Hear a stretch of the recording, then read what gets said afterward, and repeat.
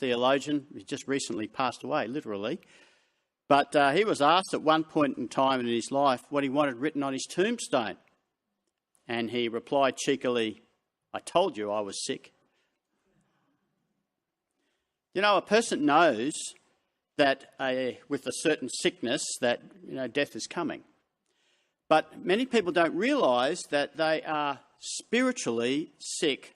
And not only that physical death is coming, but the second death is coming, which is the worst of all.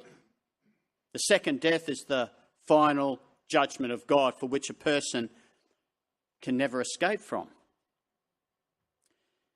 Second death is like being assigned to be permanently living in a rubbish dump.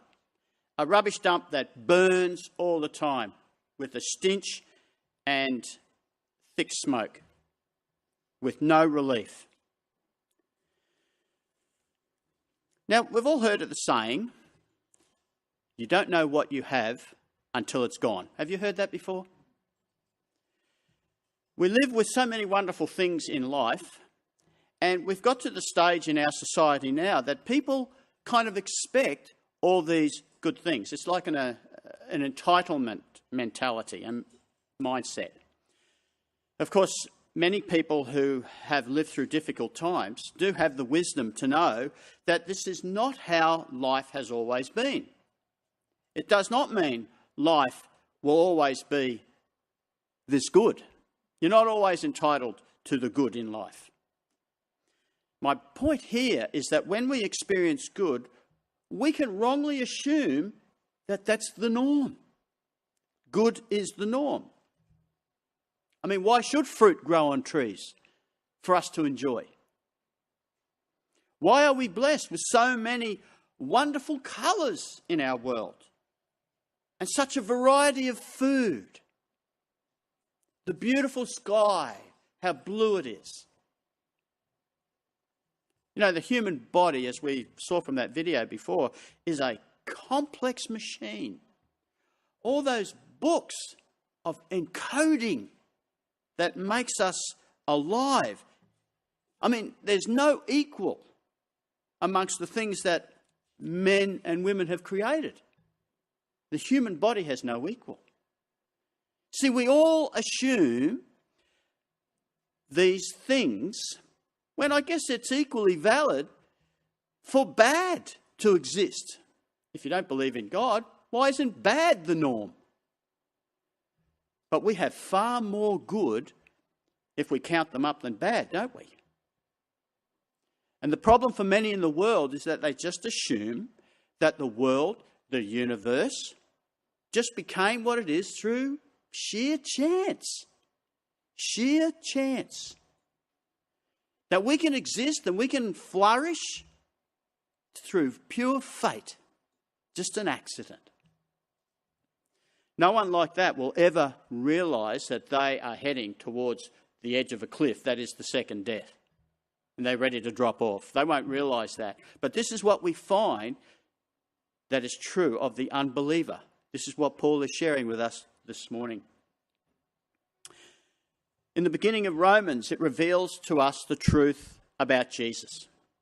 Paul says he is declared to be the powerful Son of God through his resurrection from the dead. Everything hinges on this. The resurrection of Jesus has begun the new age of God. The whole structure of God's activity with man has now been transformed because of Jesus. Through the coming of the gospel, the power of God is now being manifested in the world like never before. Through the power of the gospel of Christ, through what he has done, we have received a right standing with God and are in a right relationship with God. Gospel power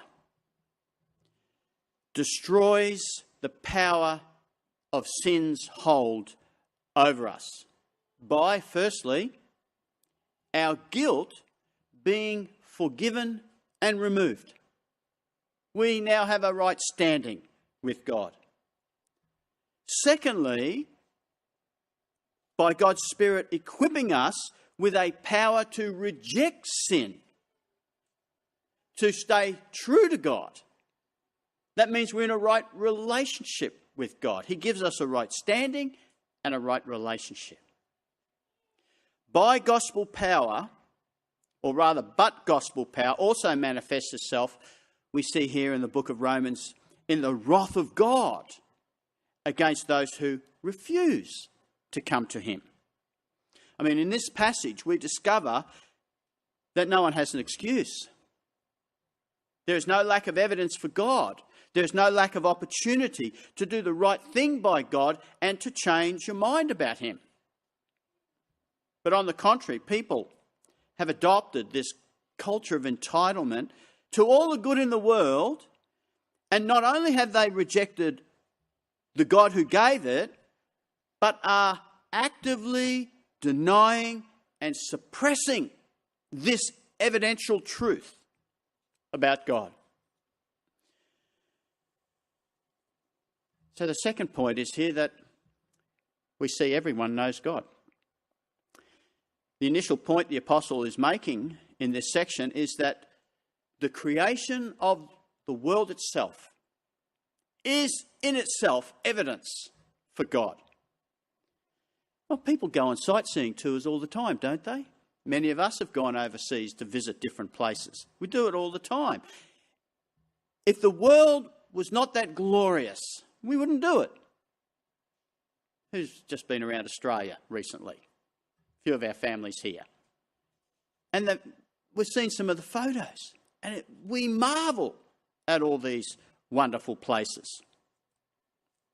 But not only is it evidence of a creator, but evidence of the attributes of our creator. It tells us what he is like. I found a recent article on Evolution News, and it's very telling about this whole issue. There it says that evolution-believing psychologists are not happy about those impressive nature shows done by, for example, David Attenborough.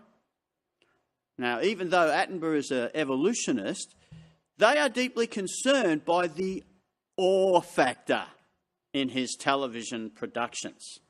And Douglas Axe writes this about it. He says, all those jaw-dropping nature documentaries have been messing with our minds. Most wildlife shows are packed with the usual Darwinian narrative, that's the evolutionary narrative, spoken in an authoritative tone that isn't supposed to be questioned. But it seems that wildlife itself, in stunning visual display, is conveying a different message, more powerfully, in fact. Everyone is awed by life, and experiences that accentuate this awe seem to affect us, whether or not we believe in God. The new study suggests that these experiences affirm a sense of faith in theists and a sense of purpose-like natural order in atheists and agnostics, both of which cause problems for instructors wanting to churn out good Darwinianists. In other words, churn out good evolutionists. We sometimes try to convince people that God has created our world. You know, it's almost a waste of time, because if what Paul says here is true, then the evidence is already there for them to grasp. If they reject that, they will be inclined to reject anything that you want to point out to them. I guess in evangelism then it's best to assume that they know God, they know about him, know of him. But they need to be exposed to the fact that they are actually deliberately suppressing or trying to evade or ignore the truth that's already there. If this is anything to go by, then for all the propaganda from the media and the universities that are really, they're intoxicated by this atheism and evolutionary beliefs, then it just goes to show that they are fighting against the tide. Even though there's propaganda about no God, evolution, we came from pure chance, they're fighting against the tide because Paul says the evidence is there. How are you going to deny that? The evidence of God is overwhelming. There was an atheist conference scheduled to be in Melbourne this year. It's been cancelled due to lack of numbers, and they're refunding the people's money. Their desperation to suppress the truth in unrighteousness, in spite of the best propaganda, is not gaining traction. Now, two things are said that they know no convincing is needed. Firstly, in verse 19 and 21, it says there that God is known through the evidence of creation. And in verse 32, it says that what else do they know? They know the ordinance of God. That those who practice such vices, as we read there, are worthy of death. They know it. They know it. That's amazing, isn't it? They probably wouldn't admit it, but they know it. All right, why are fire engines red? This is what this little ditty says. They have 4 wheels and 8 men. Well, 4 plus 8 is 12.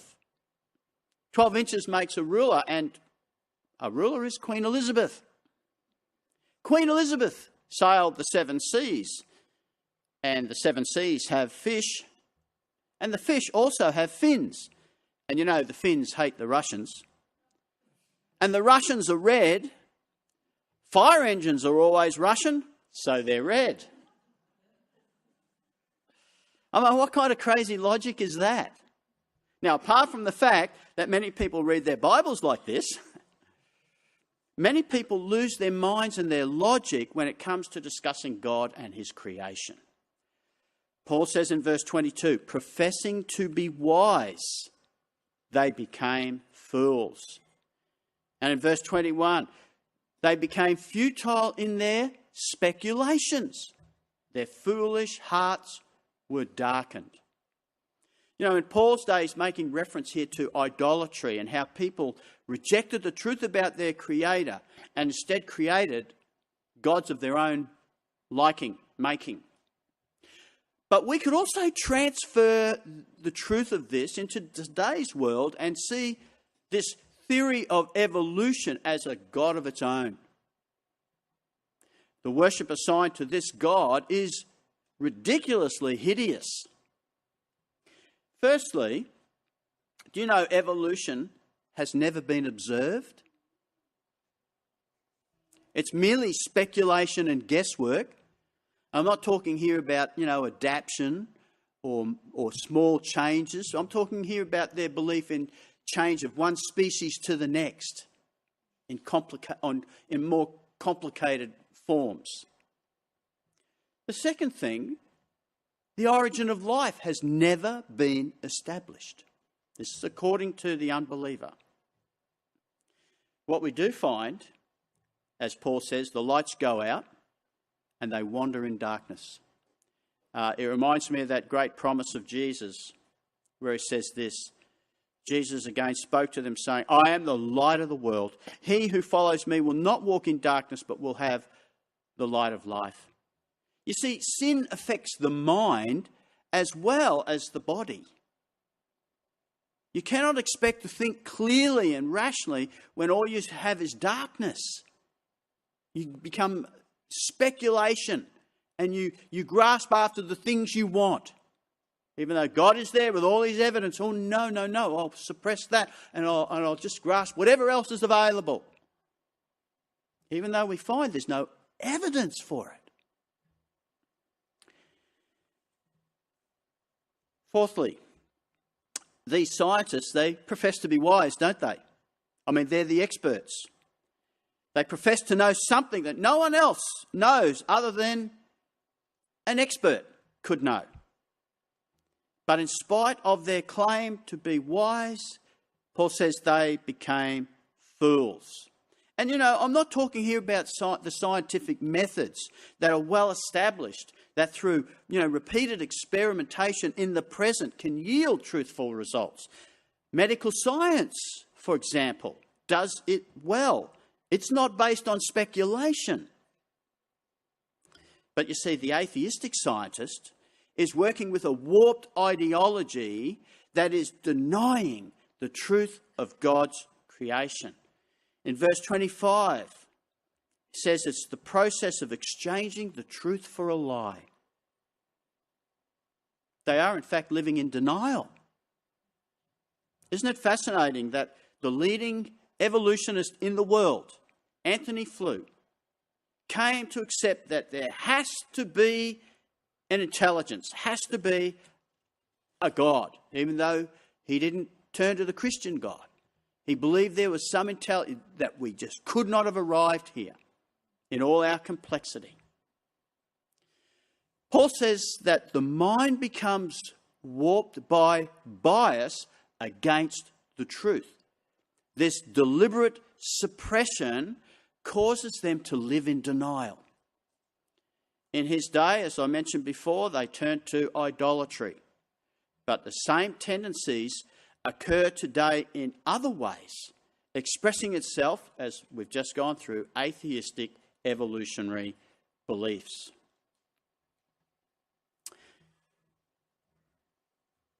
Christians are said to be numbered in about 100 million in China at the moment. That's great, isn't it, to hear that? Great news, a real blessing. Well, in the news this week, however, it says that China is reconnecting with one of its ancient religions, that of Daoism or Taoism. It says that in the new economic materialism of China, there is a turning of its populace towards religion, that of Daoism or Taoism. They're trying to find a deeper meaning to life.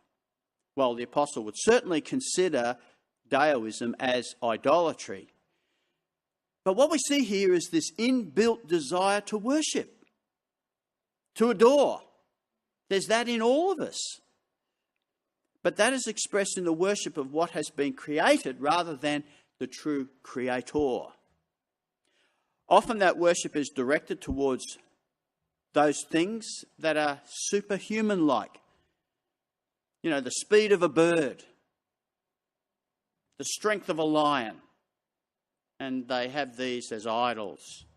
Certain characteristics of nature impress man, but instead of seeing in this the handiwork of the Creator, they're captivated by what he had made. Not the maker, but the product made. The creature then supplanted the Creator. Well, mostly the Western world has dispensed with directly worshipping these idols, these gods. Although the greeny religion still flourishes in the West, doesn't it? You know, no dams, no modification of forests for the good of all. No. It must be left natural, as if nature itself has feelings or is itself a god. Mother Nature. We in the West may have dispensed with worshipping an idol in the form of a creature, but we have not dispensed with worshipping things that impress us. Paul writes this in Colossians 3 verse 5. He says that the materialistic person is an idolater. Greed and all those vices there amounts to idolatry. Whatever supplants God as your ultimate object of worship is an idol. Whatever holds you back from God's will can be an idol. You know, a TV show on a Sunday morning, or any regular commitment to whatever keeps you from meeting together as God's people is an idol. Whatever gets you or receives from you a greater devotion than God is an idol. Sporting heroes, sporting codes.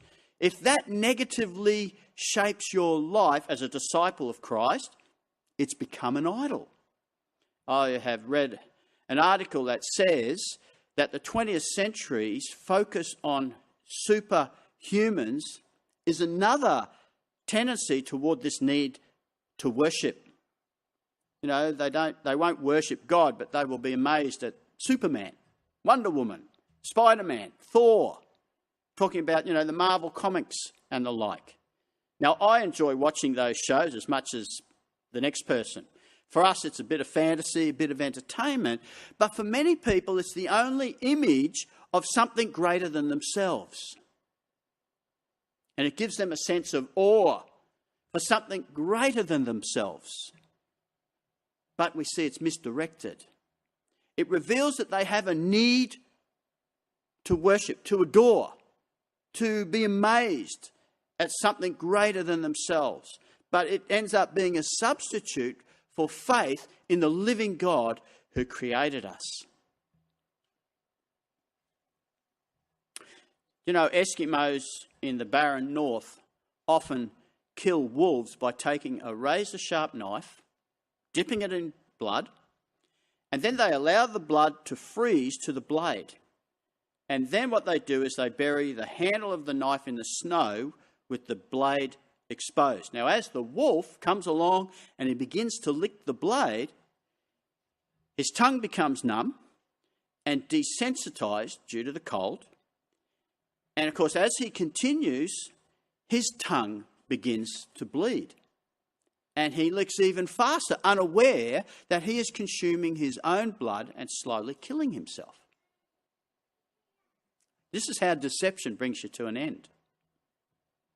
You know, there are people who are liars, compulsive liars. They have lied for so long that the lie just now seems true to them, and they defend it as if they're defending the truth. It is only through humility and honesty of a person do they actually come to the truth. You see, there are consequences in denying the truth of God as creator. A person gets plunged into darkness, into a terrible existence. I don't know if anybody has seen the H.G. Wells classic called The Time Machine. I've mentioned this before. You know, you may be aware of creatures called Morlocks in this show. At one time, the Morlocks were ordinary men, but they started living underground in the darkness.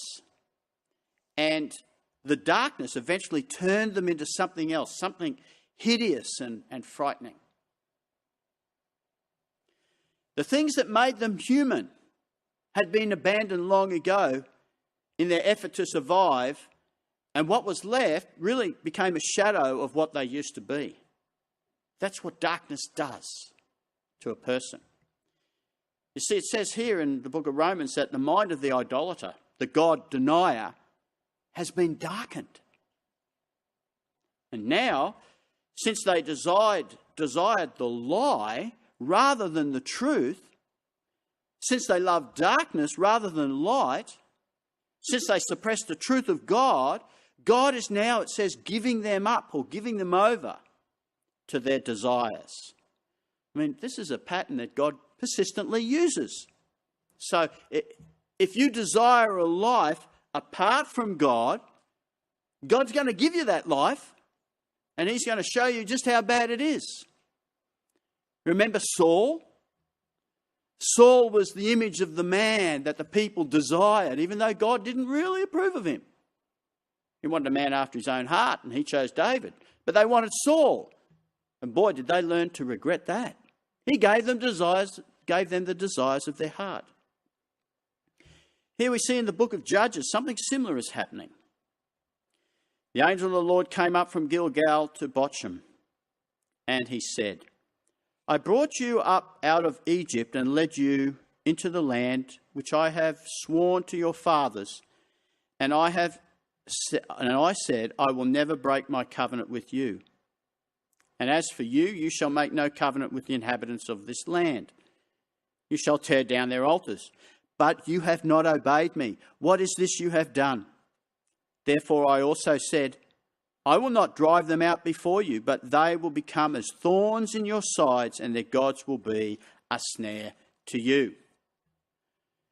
Basically he's saying, if you want to be like them, then what they are like will cling to you, and you will be enslaved by that which you seek. You see? Comes right back onto them. God's trying to restrain people from things that damage them, that hurt them. But he says, if you're not going to learn this truth, then you can have what you want. And it will really enslave them. Well, in this reading today, Paul is saying that God will no longer restrain them from their rebellion. He gave them over, it says, to the lusts of their heart, to degrading passions, to a depraved mind. Imagine a boat tied up on a jetty down there at Echuca Wharf. The boat represents the human race, the God-rejecting human race. And the flow of the Murray represents man's constant desire to not acknowledge God, but to do his own thing, go his own independent way. Now, in this passage, Paul says 3 times, God gave them up. God gave them over. God will not restrain. He will not hold them back from their sin, from their evil of rejecting him. And the thought here is that God did not just untie the boat from the jetty and just let it drift along with the Murray's current, but that he both untied it, put his foot on the stern and gave it a shove downstream. If you so persist in suppressing the truth and living contrary to my ways, God says, well, let me give you a helping hand. So the first one we see, he gives them over to a polluted morality. The person rejects the goodness of God, and all that is left is distortion and impurity. Now, this has been the norm of Gentile society, because God restrained the Jews, but the Gentile society went their own way. And Paul says here in Ephesians 4, verse 19, talking about Gentiles, and they, having become callous, has given themselves over to sensuality for the practice of every kind of impurity with greediness. See, the lust of the heart speaks here of the desires of the inner person. A desire, I guess, can be good or bad. You can have a good desire. Paul had the desire to depart and be with Christ.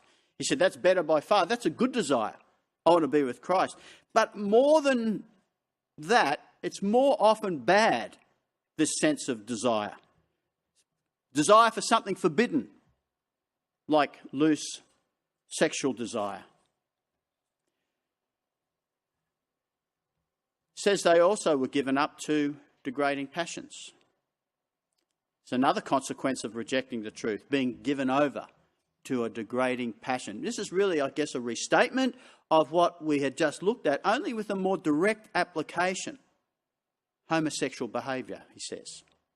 Degrading passions brings with it a sense also of damage done to oneself. Shame, disgrace, misery, brokenness. The sin itself becomes the judgment. You know, Sweden is the most homosexual affirming country in the world. But still, the latest statistics just this year, men in same-sex relationships suicide 3 times more than men in other sex relationships, which suggests that it is the lifestyle itself, not a society that doesn't affirm homosexuality. It's homosexuality itself that is doing the damage to these people. The end result of unrestrained sexual passion is the practicing of that which is known to not be right. You see, God's way is right. But what we find is they kick against the goads simply because God says that's not right. And because God says that's not right, I'm going to do it.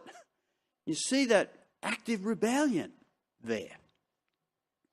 And Romans 1 verse 32 says, and although they know the ordinance of God, that those who practice such things are worthy of death, they not only do the same, but they also give hearty approval to those who practice them. The third thing that God gave them up to is a corrupt mind. If they did not think it qualifies to keep God in their mind, then their minds will end up disqualified. I mean, who are you, a person might say to God, to guide and direct me? Well, God would say, who are you to give guidance to me? See, if you reject the knowledge of God, then you end up with a mind that is worthless and unfit to run the race of life. You see, they discounted God big time as a factor in shaping their lives. As James Dunn puts it, the act of making God the subject of a test was itself the act of an unqualified mind, of an intelligence below par.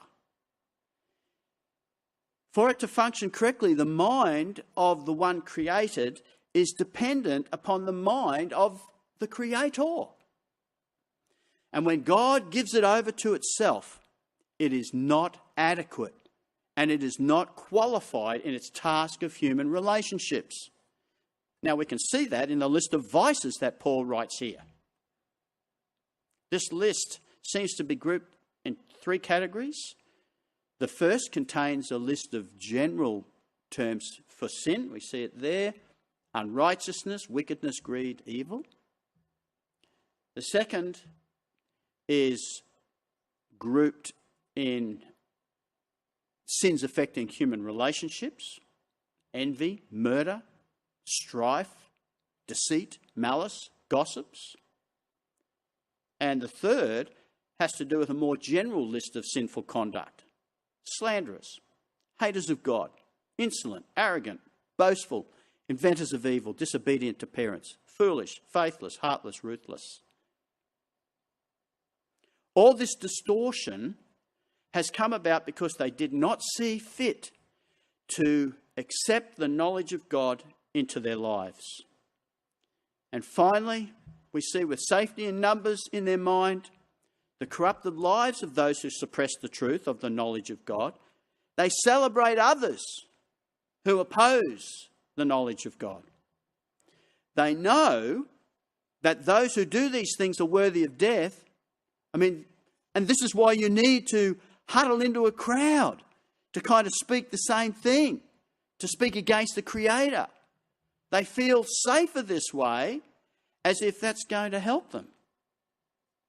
All it does, however, is give them a sense of consolation and affirmation in their disbelief. It's kind of like this gang mentality. We just keep God at a distance. We get together and I feel a little bit more safer when there are other people who are rejecting God as well. Well, let's look at a bit of a summary this morning. We find through the coming of the gospel, the power of God is manifested in the world like never before.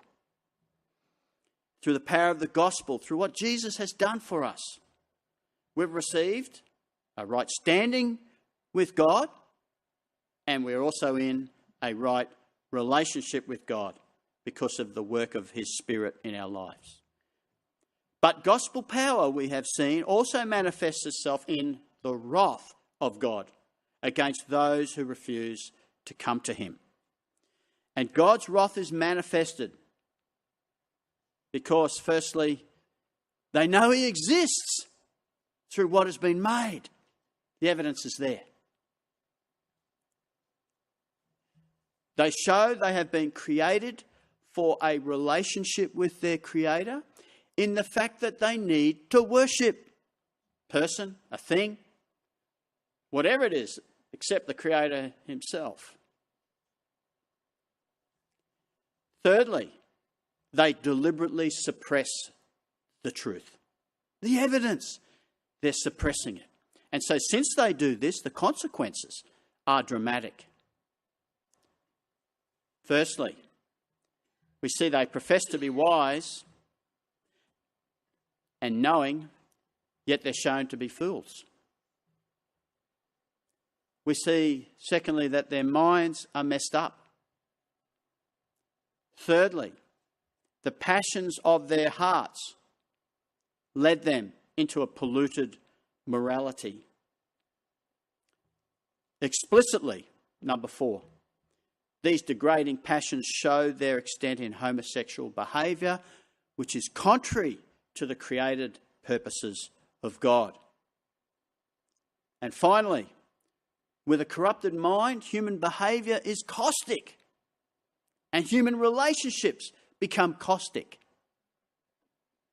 But the need of the unbeliever is to support the gang mentality, affirm one another's suppression of the truth, join the chorus to make everyone comfortable in rejecting the truth. This we find in the mainstream media and in the universities, and they're there with constant fervour to do this, aren't they? But in short, you cannot function properly, mind, body or spirit, without acknowledging God.